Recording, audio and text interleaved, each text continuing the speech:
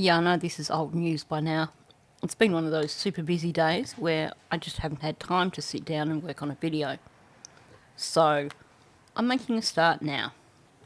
So, yes, we've heard the news that the RCMP is finally bringing the cadaver dogs in to search the area for Jack and Lily.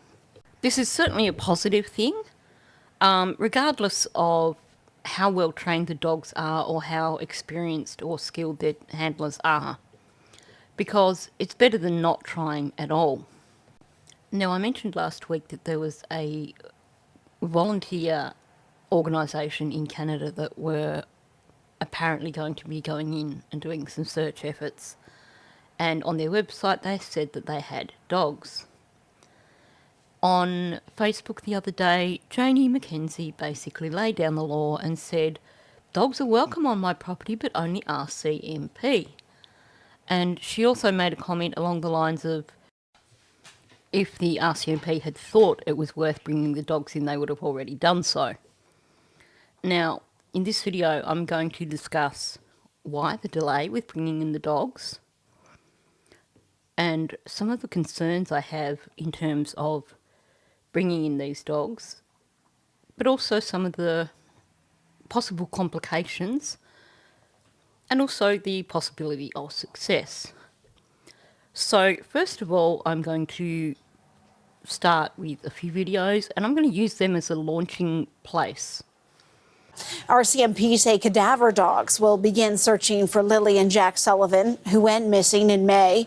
But officials are maintaining they don't have any reason to believe that the siblings are dead. Andrew Sampson tells us more. Oh my goodness, it really is the Keystone Cops, isn't it? Looks like we're back to alien abduction, because they've said there was no abduction, as in human abduction. Apparently, we're supposed to believe it's not a criminal investigation, and I will cover that at a different time. But also, now they're saying they have no reason to believe they are dead, which would suggest that these children are camped out in the woods and have been for the last 4.5 months. Yeah, right. I mean, that's just the most absurd thing for them to come out with now after 4.5 months. Do they think that people are really that dense? Nobody is going to say, well, okay, so there wasn't an abduction and you seem to think the children have wandered off into the woods, but you don't believe that they're dead. I think that the RCMP needs to sack their media relations officer and get someone with a few more brain cells, because the rubbish that they keep giving us is just ridiculous. Anyway, let's get back to talking about these dogs. 4.5 months after Lily and Jack Sullivan went missing from their home in Pictou County, the RCMP says it will send in cadaver dogs trained to pick up the scent of human remains. This is something that family members, including Lily and Jack's stepfather, have been asking for. So why now? At a news briefing on Friday, an RCMP spokesperson said that although they don't have any information to suggest the children are deceased, they have to consider all avenues. Police say they've been looking into a variety of leads over the course of the investigation, and that they now plan to use the dogs in an area where they believe there is the highest probability of finding Lily and Jack. Now, despite what people will tell you, most organisations, although we've seen that RCMP seem to dance to the beat of their own drum, most organisations will not bring dogs in unless they have a good solid reason to do so. It is costly, and of course, the moment you start taking these valuable canines out into the woods, then there is also obviously concerns for their well-being, concerns for their safety. So they're not going to just parade these dogs all over Canada on a whim. So they're talking about using the dogs in an area where they believe is the highest probability of finding Lily and Jack. That says to me that they have some sort of investigative lead, whether they do actually have some decent analysts who have listened to the many, many speeches from Janie, Daniel, etc., whether they have digital forensic evidence. To me, it sounds like we've had the requisite amount of time that it would take to get back and analyse digital forensic evidence, plus to do, like I said, speech analysis, any sort of forensic analysis. So if, for example, as far as we know, Malaya's car was just collected and taken back to her mother's place. But we don't know if there was ever any forensics done on that car. And it could be that there has been a particular soil type or a particular type of pollen or something that has been identified, connected to that vehicle, which leads them to an area. We also have to consider the fact that they weren't going to take the dogs in there over summer, especially not with the woods being closed due to the risk of fire. And they also have a limited time frame now because, as I've been told by locals, you've got till about November till you get the snow coming in. That's going to hamper search efforts. Of course, you also have the whole issue that being the end of summer, a lot of the undergrowth will have died off, making it much easier to traverse the area. So there's a lot of reasons why they would choose now to bring the dogs in. Now, I just want to comment on this thing with Daniel, how he's begged them to bring the dogs in. I don't want to rain on his parade, but dogs will, a well-trained dog will sniff out the scent of death even if the remains have been moved. So there's a case that I followed right through from not long after it occurred. In 1996, a college student by the name of Kristen Smart went missing. And they pretty much suspected that this guy, Paul Flores, was responsible.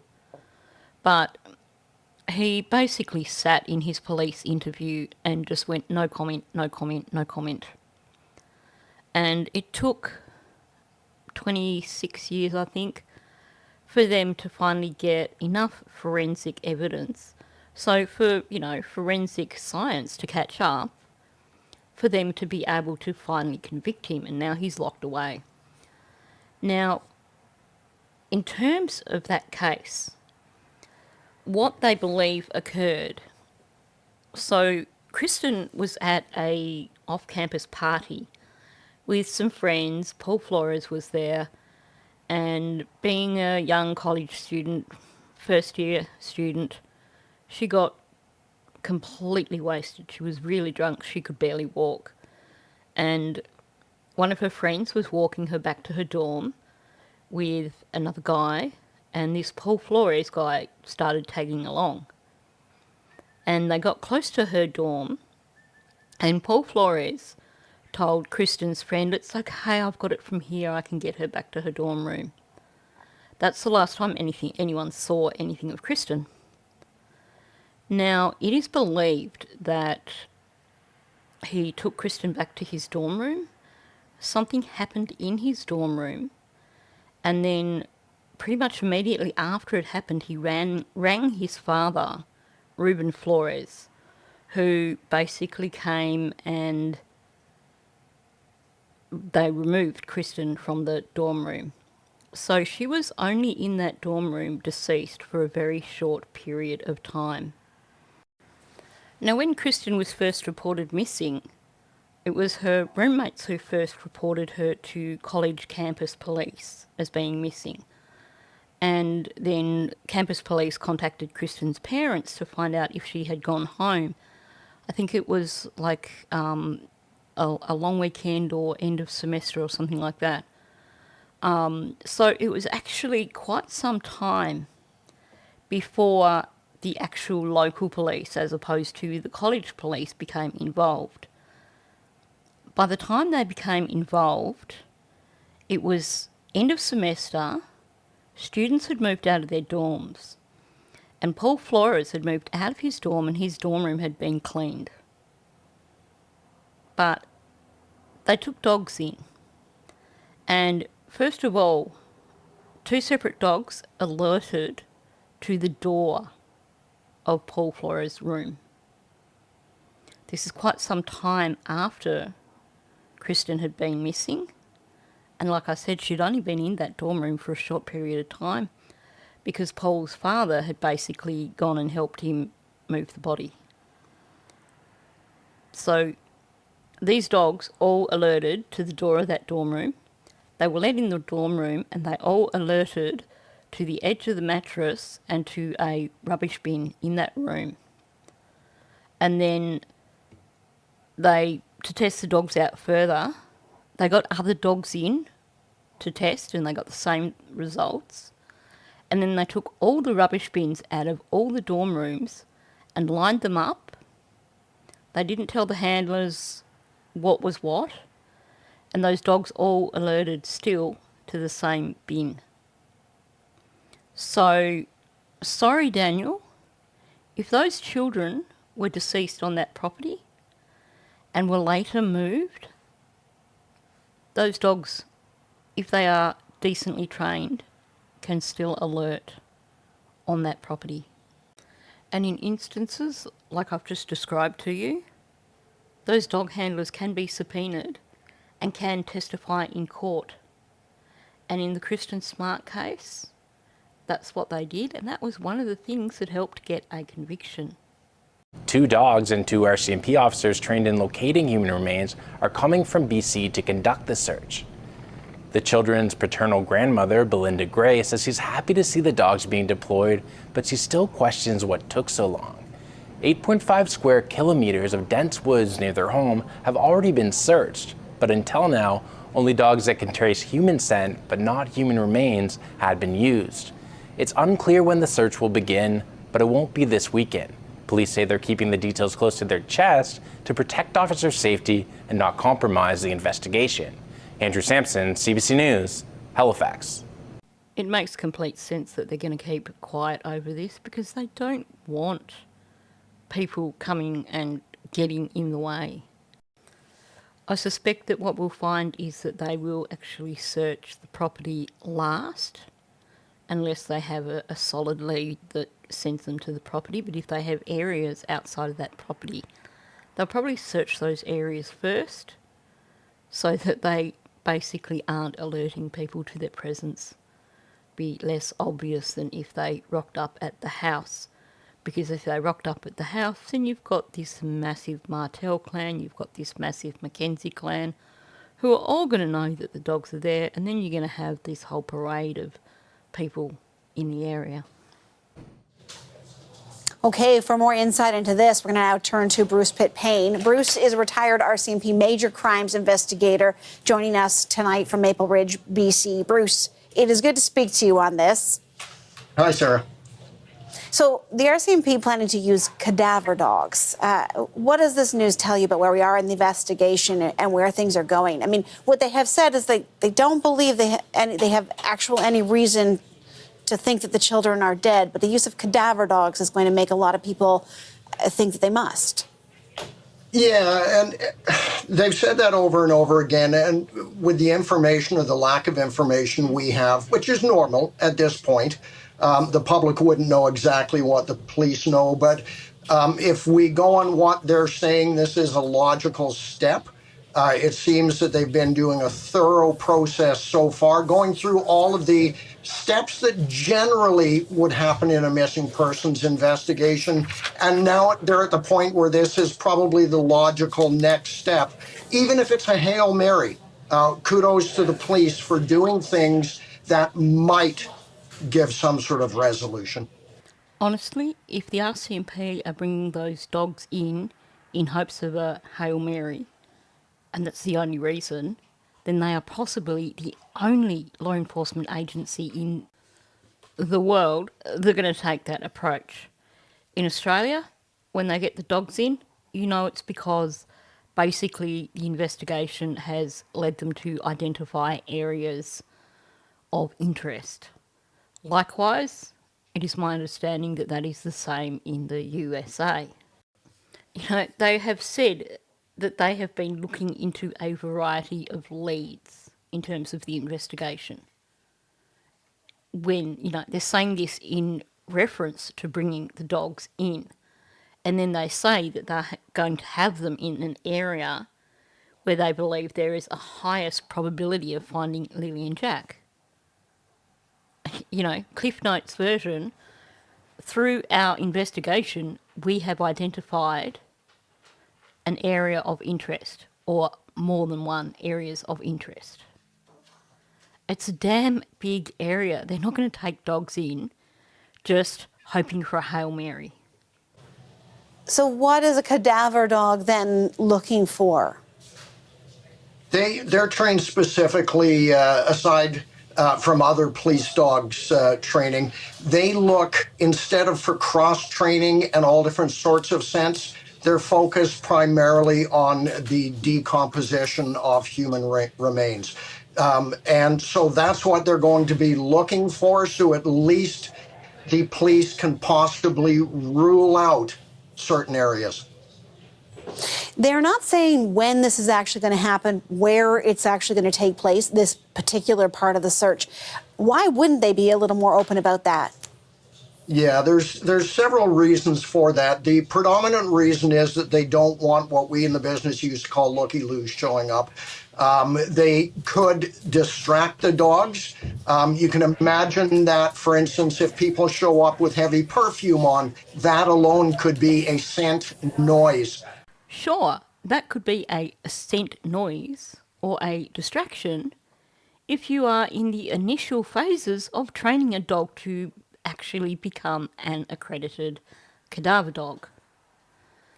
If you are a decent handler and if you have a well-trained dog, no other smells are going to be a distraction. These are dogs, not people. Their sense of smell is phenomenal. So someone in the area wearing perfume is not going to prevent them from sniffing out remains.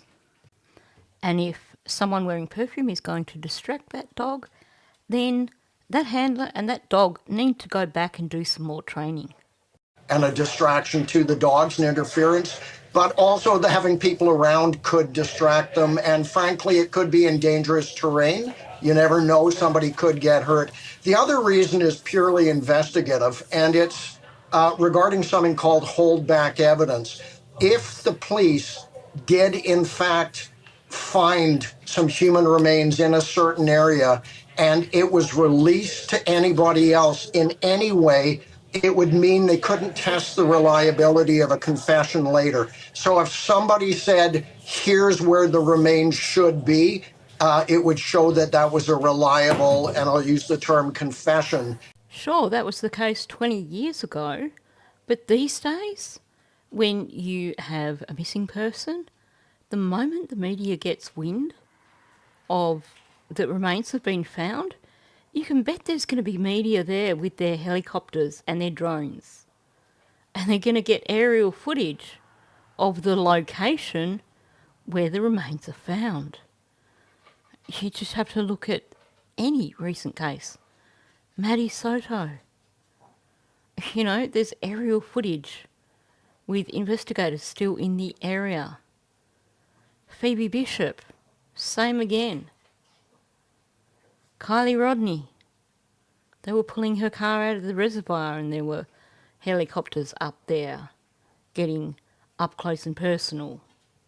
The days of law enforcement finding remains and keeping the location a secret are long gone. And let's be real, there's only maybe 3, possibly 4 people who are likely to know the location of the remains of those children. So, some kook from Stellarton ringing them up and saying, it was me, I can tell you where I left the children. They're going to know that's BS because they already know who they're looking at. Should that come later. So the police do not want to ruin that opportunity. Why do you say that you feel like this is the time, the appropriate time to bring in this kind of a device, these animals? I'm just wondering if you were looking to rule something like this out, why not do it, a couple of months ago? This goes back to May. Yeah, generally the dogs, I'm going to give you an idea here, is they're not perfect. And I think that was said earlier, and from the research I've done, they're not perfect, so you could get false or negative, false positives or negatives, meaning that if the dog thought it detected something, it could be rotting foliage, it could be a dead animal. Oh my gosh. This guy is the sort of calibre of retired officer, and I'm not referring to Duty Ron or Ed Wallace here, but this guy should start off his own YouTube channel with the "I'm a retired LA person, I know everything," and then completely give misinformation. I can't believe this guy's saying this. Whether he is an imbecile or he is not trying to give away trade secrets. I don't know what's going on here, but oh my goodness. Okay, I will cover it a bit more at the end. I've got a video for you. But if your cadaver dog is going to alert to rotten leaves or an animal carcass, then that dog is useless. The handler, the trainer are useless. Because a decent dog, a dog that is properly trained, will only ever alert to human remains. If a dog is being properly trained, it will be trained not to alert to animal remains. So I hope this guy isn't actually basing his comments on a knowledge of how dogs are trained in Canada. Because if that is the case, we're totally screwed. It could be anything like that. That could lead to a bias on the part of the investigators, redirect them from areas that they should be working on. So it could waste time and delay a result. Now, you could get a false negative as well, where they don't detect anything, leading to a bias that the children are not in that area. And that could lead to a bias where tunnel vision kicks in and the police leave that search scene. I'm sorry, this guy's a complete utter goon. The reason why you take in multiple dogs when you are doing an investigation like this is basically to increase the chances of finding those remains. And a well-trained dog has a possibility up in the range, in the high 90 percentile range of finding remains if you take them into the right area. So if you have one dog that goes in and that dog misses, that's when you take the second dog in. You're going to be really, really questioning the ability of your dogs if two dogs fail to alert to human remains. If that is the situation in this case, then I think that Canada probably needs to just completely shut down whatever their training institution is that trains dogs and handlers and start outsourcing to the United States. And I know that's probably not a popular opinion with Canadians, but honestly, if your dogs aren't decent enough for two dogs to bypass human remains, well, you've got a problem. Like I said, the only reason you're going to have two separate dogs fail is because the institution that is training them and their handlers has got it wrong. So, because it's not 100% perfect, it is not the optimal way. It is another way of trying to find what happened. And usually it comes later in the investigation because there's lots of other things that they've been working on. This guy's a clown. Not optimal. You're kidding me, right? Okay. let's go into an area with, let's say, 5 ground pounders, as in, just searchers, people walking, searching, grid style, and 2 dogs with their handlers. Well, if those dogs are adequately trained, they're probably more likely to find remains before those ground pounders. They are optimal, particularly in an area like what we've been told this area is like, because they don't have to be standing right at the remains to find them. Again, I'm going to go back to the Kristen Smart case, because this is a case that used dogs on several occasions.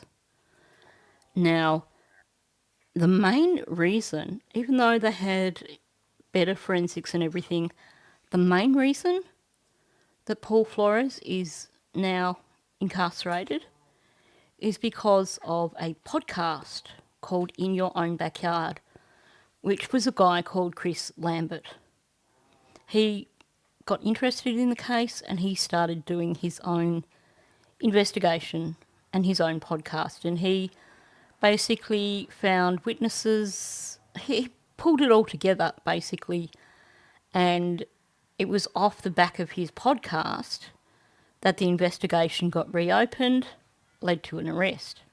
Now, while he was doing his podcast, he got some people in with retired dogs, top grade dogs, and it is believed that originally Kristen was buried in Paul's mother's backyard, and then she was transferred and buried under the deck at Paul's father's house. And then they actually moved her again around the time that the podcast was happening. So they still haven't found her remains. But let's go back to his mother's house. So it is believed that she was originally buried at Paul's mother's house. Now we're going back 26 years, remember? And it seems that after she was moved, Paul Flores concreted an area of that backyard.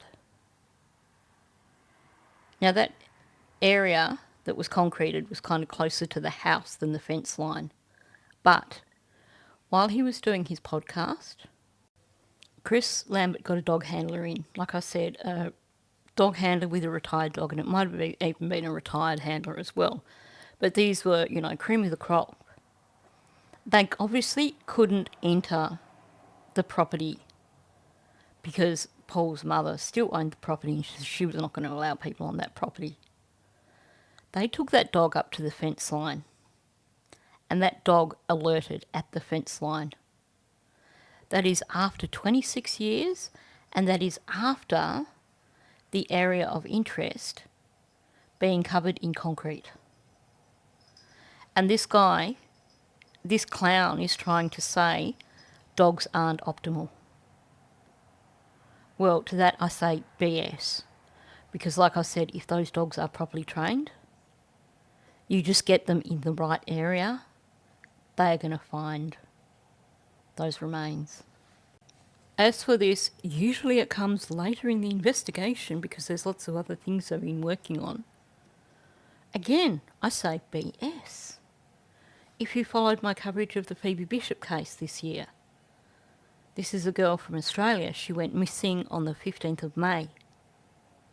She was found 3 weeks later on the 6th of June by a dog team.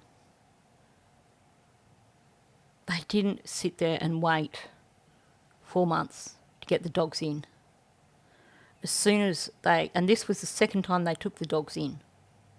The first time they took the dogs in, the dogs located where she had originally been, but Phoebe had been relocated also. When they identified this new area, they took the dogs in and immediately those dogs found Phoebe's remains. That's only 3 weeks in. So this oh, it's, something they do later in the investigation. Like it's sort of like, oh, it's a last resort thing after you've gone down every other avenue. Well, okay, this is probably why I'm hearing people tell me that the RCMP are a bunch of goons. Unless, like I said, this guy doesn't want to give away trade secrets. So we had heard, from the stepfather in this that he was concerned that they weren't searching elsewhere outside of the wooded area behind the home, that perhaps the children had been taken. If, in fact, these cadaver dogs go in and they don't find any evidence of decomposing body, if the children are not found there, where do you think that at this stage of the investigation, what are the next steps? Well, I can tell you that, for one thing, just if we still focus on the cadaver dogs, the fact that there is a negative result from any upcoming search does not mean that they aren't going to do it again. And that's what I meant by a false negative. If they don't find anything this time, there could be a logical reason if remains were found later, which would mean that they will do continuous searches probably. And I'm going to guess, it could be 6 months, could be every year. But the cadaver dog handler, I believe it was Staff Sergeant Pike said earlier, that if a remains are underground, for instance, or in a container or underwater, then as time goes by, a subsequent search might reveal more of a scent. Yes, that is true. However, if that is coming from one of the dog handlers as basically a reason why they've taken so long to get around to doing this, or as a reason why they may not find anything, then I'm still concerned, because it doesn't take 4 months for remains that have been buried or for remains that are underwater or in a sealed container to be traceable for dogs. You only need trace amounts for a dog to alert. Go back to what I was saying earlier about the Christian Smart case. Paul Flores, his dorm room had been cleaned. Those dogs alerted to a mattress, they alerted to a bin. These things had been cleaned. Dogs will alert underwater. Dogs will alert underground. As soon as you have remains underground, then you get leaching into the soil. So the dogs will immediately be able to trace remains that are buried. Depending on the type of container, that can create issues. However, if there are trace amounts on the outside of the container, if the container is beginning to break down, anything like that, then again, the dogs are going to alert. I think this guy has a rather basic understanding of the capabilities of these dogs. Now, in terms of the press briefing, was it something that has been fully recorded? Because, like I said, I've been just flat out today and haven't been able to do much. But before I jumped on to do this video, I did go looking to see if there was actually a press conference. And I've only been able to find snippets of things. Mostly it is places like CBC, etc., reporting on what they've been told. But I do have a clip of the 2 dog handlers talking, so I'm going to play that. In Nova Scotia, back in 2017, there was a research study conducted with the Medical Examiner's Office and the RCMP. This is kind of this building blocks of the human remains detection program for the RCMP. And when they did their study, I believe it was published in 2017, and their status for the training exercises was a 94% success rate. I think I'd be very confident if we can get our dogs in the right area, that our dogs, even if it's been a hot, dry summer, that should be fine for us. Now, he's quoting a study from 8 years ago. And when you're talking dogs, that's a century away. Because the dogs they have now are going to be different dogs to what they had in 2017. So claiming a 94% success rate in 2017 really doesn't necessarily translate to the dogs they have there.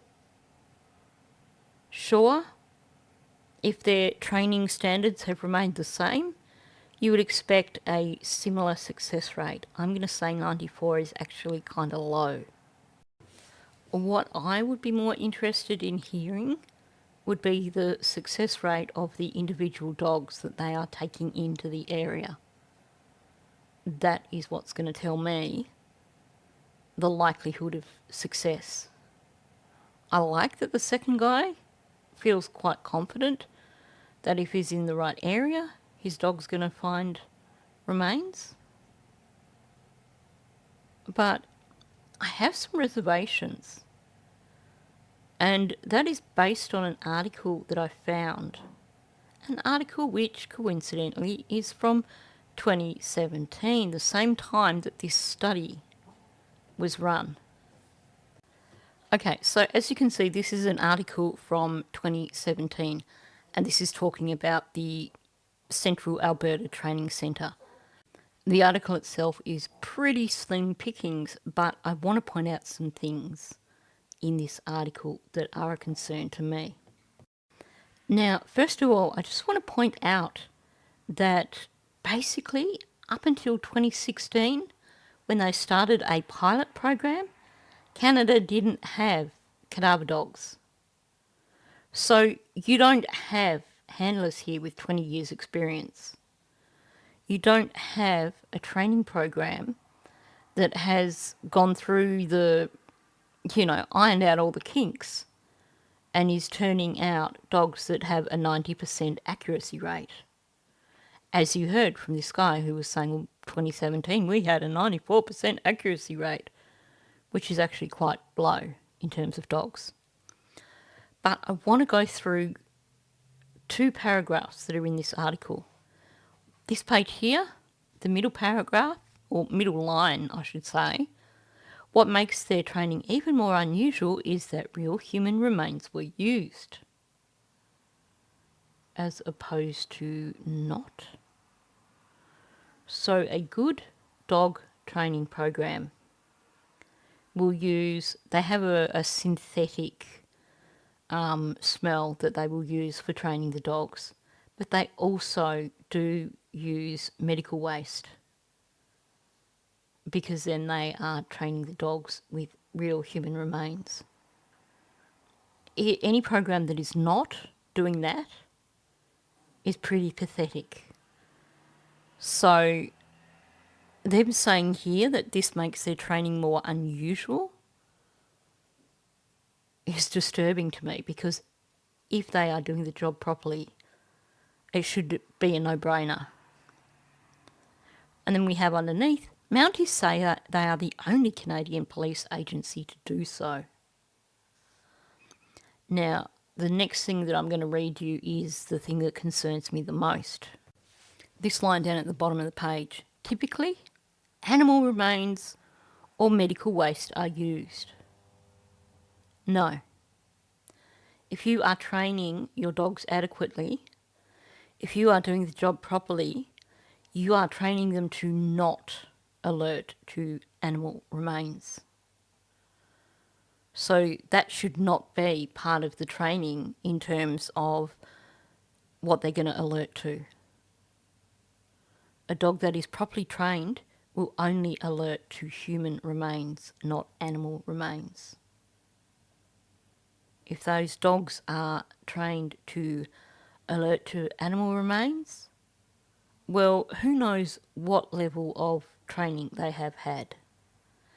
This suggests to me that the organisation that is training these dogs in Canada probably has a bit more time ahead of them before they're going to start turning out top-notch dogs.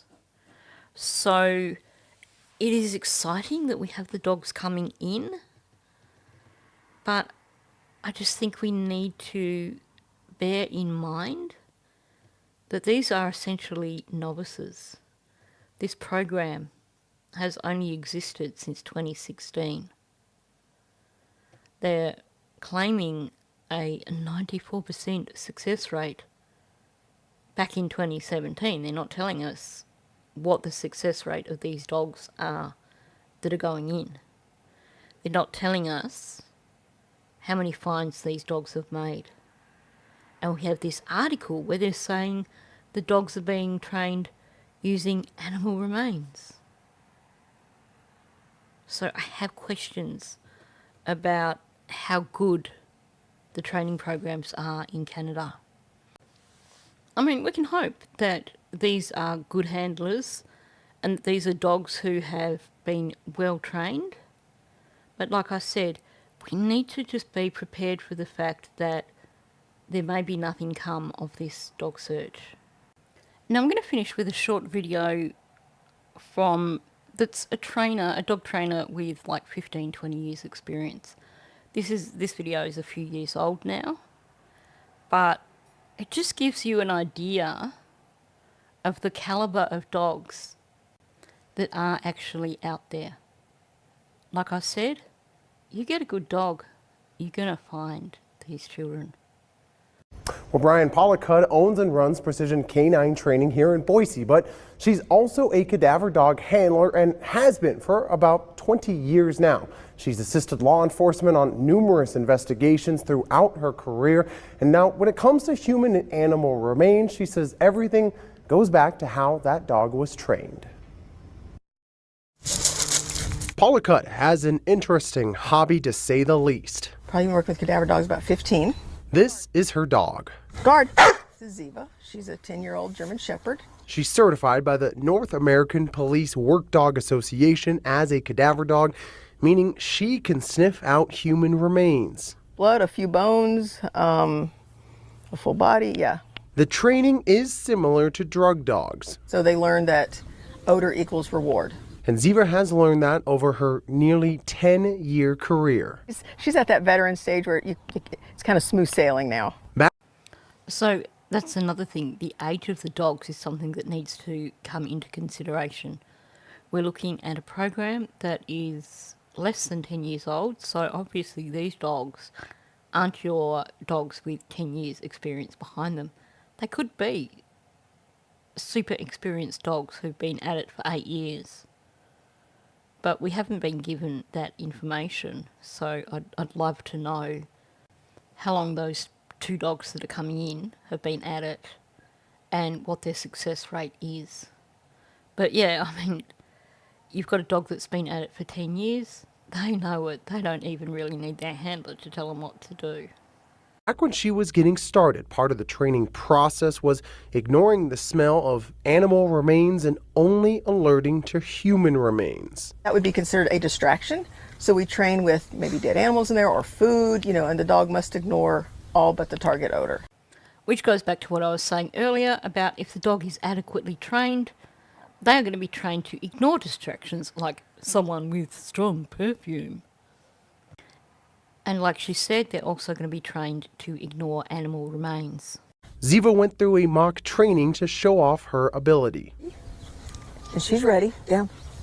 Search. Cadaver dogs are trained to alert their handler when they got a hit. She will tell me it's there. And that leads to an award. Good job. Good job. So for those of you who followed the Maddie Soto case, you will notice this dog was not impeded by a lead. The dogs that they used in the Maddie Soto case, they never had them off lead. And that is going to limit their abilities. This dog was basically off lead so that it could actually go where it needed to go. When it comes to training, though, the handler has to have some sort of human remains to establish the scent. So you may be thinking, where do you get that? So one of the easiest training aids to get is placenta, because it's blood and tissue. And so a lot of times we'll start with that. In this instance, we used an old hip bone. Search. Which she alerted to not once, Search. not twice, Good girl. but 3 times in 3 different areas. Woo, good girl. Good girl. Good girl. Good girl. All this training is aimed to help law enforcement Yeah. Good girl. close a case. But you train, and if you can help someone find closure, you can help an investigation, it's pretty exciting. Now, I did ask Paula today just how many cases she's assisted on throughout the years and just how many cases that she thinks that her cadaver dog, Ziva, that you saw there, and her previous cadaver dog has actually closed. She told me that she's actually lost count, Brian. She's assisted on so many. And when it came down to just how many cases she's helped close, she didn't have an exact number on that either, but she has said that her dogs have helped law enforcement quite a bit throughout their careers. So I hope this video has given you a bit more understanding of how these dogs work and the impact that their training has on their success rate. And of course, the ability of their handlers also has an impact on their success rate. You could see with this lady in this last video, the relationship that she had with her dog. They were a team. So hopefully, let's just keep our fingers crossed that first of all, the Mounties have actually got the right areas figured out to search, and that those dogs that are going in are well trained. I'm glad that they've got 2 dogs going in, because that way if one dog is a bit of a dud, you would hope that the other dog would make up for that. And based on what we've found out in this video, maybe a goal down the track is to campaign for more dogs in Canada. Somehow find an organisation that wants to help with the cost of training more dogs so that Nova Scotia doesn't have to get dogs in from another area at a high expense, so that they can send those dogs in the first couple of weeks rather than wait 4.5 months, because they know they have the expense of actually transporting those dogs, putting their handlers up, all the massive expense. So, maybe this is something that down the track be put in place in honour of Jack and Lily. Well, this has been slightly longer than I expected in terms of just talking about cadaver dogs, but as you may have gathered, it is one of those areas that's been of interest to me for quite some time. If you are interested in forensics and investigations and stuff like that, I highly recommend the In Your Own Backyard podcast, talking about the Christian Smart case, because there was a lot of talk there in relation to cadaver dogs. And I think that's what really, really sparked my interest about these dogs in the first place. Just hearing how remarkable these animals are. So on that note, thanks for listening. If you're new to my channel, please subscribe. And also please hit that like button. That helps get this video out there into the algorithm, gets it seen by more people. And of course, please leave a comment below. Thank you, and I'll catch you in the next one.